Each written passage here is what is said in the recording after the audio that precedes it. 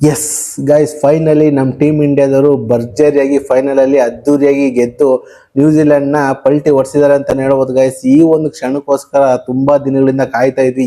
ಸುಮಾರು ಜನ ಇಂಡಿಯಾದವರು ಸರಿಯಾಗಿ ಫಾರ್ಮಲ್ಲೇ ಇಲ್ಲ, ಇಂಡಿಯಾದವರು ಫೈನಲ್ಗೆ ಬರೋದಿಲ್ಲ, ಸೆಮಿಫೈನಲ್ ಆಡೋದಿಲ್ಲ ಅಂತ ಕೂಳೆ ಕೊಡ್ತಾ ಇದ್ರು. ಅಂದ್ರೆ ಇವಾಗ ಎಲ್ಲರಿಗೂ ಈ ಒಂದು ಗೆಲುವು ಸರಿಯಾಗಿ ಮುಟ್ಟಿ ನೋಡ್ಕೋಬೇಕು ಗೈಸ್, ಆ ತರ ಕೊಟ್ಟಿದ್ದಾರೆ ಅಂತ ಹೇಳ್ಬೋದು. ಎಲ್ಲೋ ಒಂದ್ ಕಡೆ ಇವತ್ತಿನ ಮ್ಯಾಚು ನ್ಯೂಜಿಲೆಂಡ್ ಅವರು ಒಂದೇ 1% ಗೆಲ್ತಾರೆ ಅನ್ನೋ ಒಂದೇ ಒಂದು ಸುಳುವು ಬಿಟ್ಕೊಡ್ಲಿಲ್ಲ ಗೈಸ್. ಯಾಕೆ ಅಂತಂದ್ರೆ ಆ ತರ ಡಾಮಿನೇಟ್ ಮಾಡಿದ್ರು ನಮ್ಮ ಇಂಡಿಯಾದವರು. ಹ್ಯಾಟ್ಸ್ ಆಫ್ ಅಂತ ಹೇಳ್ಬೋದು ಗೈಸ್. ಸೂರ್ಯಕುಮಾರ್ ಯಾದವ್ ಯಾವ ತರ ಒಂದು ಬಿಲ್ಡ್ ಮಾಡಿದ್ದಾರೆ ಅಂದ್ರೆ T20 ಫಾರ್ಮೆಟ್ ಅಲ್ಲಿ ಇಂಡಿಯನ್ ಟೀಮ್ ನ ಮುಟ್ಬೇಕಂದ್ರೆ ಕನ್ಸಲ್ಲೂ ನೆನ್ಸ್ಕೋಬೇಕು ಗೈಸ್. ಆ ತರ ಒಂದು ಟೀಮ್ ಇದೆ ನಮ್ಮ ಇಂಡಿಯಾದು. 2 ವರ್ಷದಿಂದ ಯಾವ ತರ 2024ರಲ್ಲಿ ಯಾವ ತರ ಟೀಮ್ ಇತ್ತಂದ್ರೆ ಅದೇ ಒಂದು ಕನ್ಸಿಕ್ಯೂಟಿವ್ ಆಗಿ ಅಲ್ಲಿಂದ ಇಲ್ಲಿವರೆಗೂ ಯಾವುದೇ ಒಂದು ಸೀರೀಸ್ ನ ಸೋಲ್ದಂಗೆ ಸೂರ್ಯಕುಮಾರ್ ಯಾದವ್ ಕ್ಯಾಪ್ಟನ್ಸಿ ಮಾತ್ರ ಕ್ರೇಜಿ ಅಂತ ಹೇಳ್ಬೋದು ಗೈಸ್. ಯಪ್ಪ ಏನ್ ಹೇಳೋಣ ಗೈಸ್, ಯಪ್ಪ ಏನ್ ಮ್ಯಾಚ್ ಊರು ಇದು. ಫಸ್ಟ್ ಇನ್ನಿಂಗ್ಸ್ ಅಲ್ಲಿ ಗೈಸ್ ನ್ಯೂಜಿಲೆಂಡ್ ಪರ ಏನ್ ಹೇಳೋದೇ ಬೇಕಾಗಿಲ್ಲ, ಏನ್ ಆಡಿದಾರೆ ಅಂತ ಹೇಳೋಣ ಅವ್ರ ಗೈಸ್. ಅವ್ರ ಬಗ್ಗೆ ನ್ಯೂಜಿಲೆಂಡ್ ಪರ ಒಬ್ಬ ಪ್ಲೇಯರ್ ಚೆನ್ನಾಗಿ ಆಡಿದ್ದಾರೆ ಅಂತ ನಾನು ಕಮೆಂಟ್ ಮಾಡಿ ಗೈಸ್. ಏನ್ ರನ್ಗಳು ಹೊಡ್ಸ್ಕೊಂತ ಇದೆ, ನಾಯಿಗಳು ಹೊಡ್ಸ್ಕೊಂತವ್ರೆ. ಯಪ್ಪ ಸಂಜು ಸ್ಯಾಮ್ಸನ್ ಫೈನಲಿ ಅಭಿಷೇಕ್ ಶರ್ಮಾ ಫಾರ್ಮ್ ಬಂದ್ರೆ ಇಂಡಿಯನ್ ಟೀಮ್ ನ ಮುಟ್ಟಕ್ ಆಗಲ್ಲ ಅಂತ ಇಡೀ ಜಗತ್ಗೆ ತೋರಿಸಿದ್ದಾರೆ ಗೈಸ್. ಅಭಿಷೇಕ್ ಶರ್ಮಾ ಯಾವ ತರ ಅಂದ್ರೆ ಸಂಜು ಸ್ಯಾಮ್ಸನ್ ಮೊದಲೇ ಹೇಳಿದ್ರು ಅಭಿಷೇಕ್ ಶರ್ಮಾ ರನ್ಸ್ನೆಲ್ಲ ಸೇವ್ ಮಾಡ್ತಿದ್ದಾರೆ, ಫೈನಲ್ ಅಲ್ಲಿ ಅವರು ರನ್ಸ್ ನ ಸರಿಯಾಗಿ ಹೊಡಿತಾರೆ ಅಂತ ಎಲ್ಲ ಒಂದ್ ಕಡೆ ಪ್ರಿಡಿಕ್ಷನ್ ಮಾಡಿದ್ರು. ಆ ಒಂದು ಮಾತನ್ನ ನಿಜ ಮಾಡಿದ್ದಾರೆ ಅಭಿಷೇಕ್ ಶರ್ಮಾ.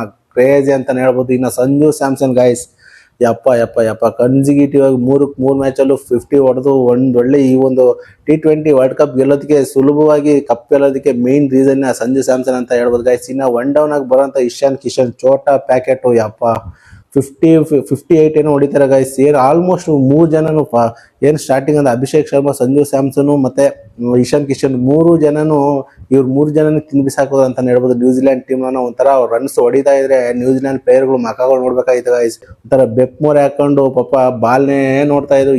ಬರೋ 6-4 ರನ್ಸ್ಗಳೇ ಕಮ್ಮಿ ಗೈಸ್.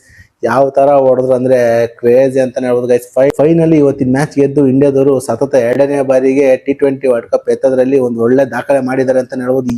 ಸುಮಾರು ಒಂದು ಫ್ಯಾಕ್ಟ್ಸ್ ಇತ್ತು ಅಂದ್ರೆ ಇಂಡಿಯಾ ಗೆಲ್ಲೋದಿಲ್ಲ, ನ್ಯೂಜಿಲೆಂಡ್ ಗೆಲ್ತಿದ್ದಾರೆ. ಭಾನುವಾರ ಇಂಡಿಯಾ ಗೆದ್ದಿರೋದೇ ಇಲ್ಲ ಅಂದ್ರೆ ICC ಇವೆಂಟ್ ಫೈನಲ್ಗಳಲ್ಲಿ, ಮತ್ತೆ ನರೇಂದ್ರ ಮೋದಿ ಸ್ಟೇಡಿಯಂ ಅಲ್ಲಿ ಮತ್ತೆ ಗೆದ್ದಿಲ್ಲ, ಮತ್ತೆ ನ್ಯೂಜಿಲೆಂಡ್ ವಿರುದ್ಧ ಗೆದ್ದಿಲ್ಲ T20 ಫಾರ್ಮೆಟ್. ಎಲ್ಲದಕ್ಕೂ ಸರಿಯಾಗಿ ಇಂಡಿಯಾದವರು ಬಗ್ನೆ ಊಟ ಹೊಡೆದಿದ್ದಾರೆ ಅಂತ ಹೇಳ್ಬೋದು ಗೈಸ್.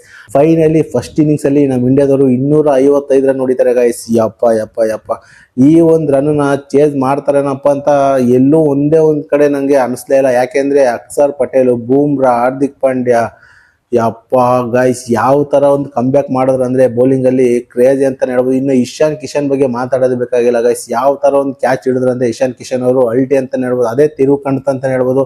ಫಿನ್ ಎಲ್ಲಾನು ಬೇಗ ಔಟ್ ಆಗೋಗ್ಬಿಟ್ರು, ಮತ್ತೆ ಸೈಫ್ ಔಟ್ ಒಬ್ರು ಮಾತ್ರ 50 ಹೊಡಿತಾರೆ ಅಷ್ಟೇ. ಇನ್ಬಿಟ್ಟೆ ಇನ್ಯಾವುದೇ ಒಂದು ಬ್ಯಾಟರ್ಸ್ಗಳಿಗದೆ ಅವ್ರೊಬ್ಬರನ್ನ ಬಿಟ್ರೆ ಇನ್ಯಾವ ಒಂದು ಬ್ಯಾಟರ್ಸ್ ಇಂದನೂ ಒಂದು ಒಳ್ಳೆ ಉತ್ತಮ ಕೊಡುಗೆ ಬರ್ಲೇ ಇಲ್ಲ ನ್ಯೂಜಿಲೆಂಡ್ ಕಡೆಯಿಂದ. ಇದರಿಂದ ಎಲ್ಲೋ ಒಂದ್ ಕಡೆ ಫಾಲ್ ಡೌನ್ ಆದ್ರು ಅಂತ ನನ್ಗನ್ಸುತ್ತೆ ಗೈಸ್. ಆದ್ರೆ ನಮ್ ಟೀಮ್ ಇಂಡಿಯಾದ ಯಾವ ತರ ಒಂದು ಕಮ್ ಬ್ಯಾಕ್ ಮಾಡಿದ್ರು ಅಂದ್ರೆ ಸೆಮಿಫೈನಲ್ ಮ್ಯಾಚ್ ಅಲ್ಲಿ ಯಾವ ತರ ಹೊಡೆದಿದ್ರು ಅದೇ ಸೇಮ್ ರನ್ ಅಂದ್ರೆ ಒಂದು 3 ರನ್ 4 ರನ್ ಜಾಸ್ತಿ ಹೊಡೆದಿರಿ ಈ ಒಂದು ಫೈನಲ್ ಮ್ಯಾಚ್ ಅಲ್ಲಿ.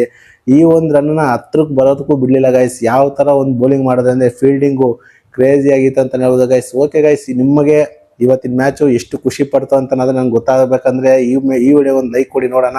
ಇದ್ರ ಮುಖಾಂತರ ನಾನು ತಿಳ್ಕೊತೀನಿ ಅಂತ ಹೇಳ್ತಾ ಈ ವಿಡಿಯೋನ ಇಲ್ಲಿಗೆ ಎಂಡ್ ಮಾಡ್ತಾ ಇದ್ದೀನಿ. ಸಿಗೋಣ ಗೈಸ್ ಮುಂದಿನ ವಿಡಿಯೋದಲ್ಲಿ. ಅಲ್ಲಿವರೆಗೂ ಬಾಯ್.